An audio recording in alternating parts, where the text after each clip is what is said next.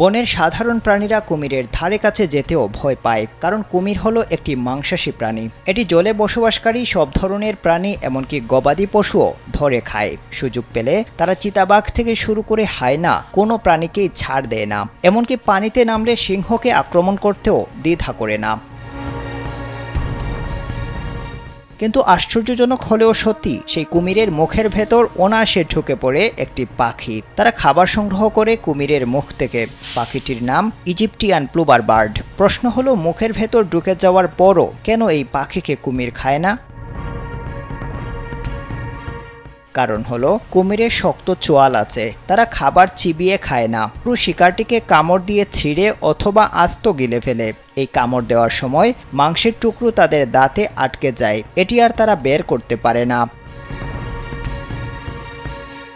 এজন্য খাবার খেয়ে একটা সময় তারা নদীর পাশে এসে বসে থাকে প্লুভার বার্ডের আশায়। এরপর যখনই প্লুভার বার্ড দেখতে পায় তখন কুমির হা করে বসে থাকে। এ সময় প্লুভার বার্ড কুমিরের মুখের ভেতর ঢুকে দাঁতে আটকে থাকা মাংসের ছোট টুকরোগুলো বের করে খেতে থাকে। এতে কুমিরের দাঁত পরিষ্কার হয়ে যায়। এজন্য মুখের ভেতর ঢুকে যাওয়ার পরও এই পাখিকে কুমির খায় না।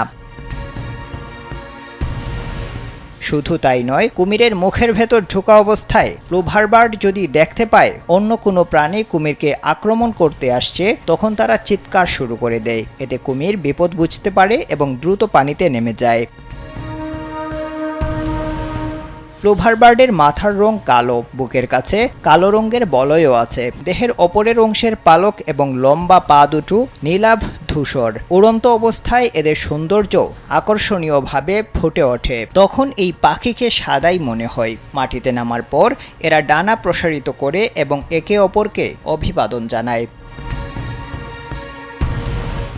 বড় নদীর বালুচরে স্ত্রী প্লুভার বার্ড ডিম পাড়ে। বাসা ত্যাগ করার আগে বাবা ও মা পাখি ডিমগুলোকে বালি দিয়ে ঢেকে রেখে যায়। অতিরিক্ত চাপ এবং শত্রুর হাত থেকে ডিম রক্ষার জন্যই তারা এরকমটি করে।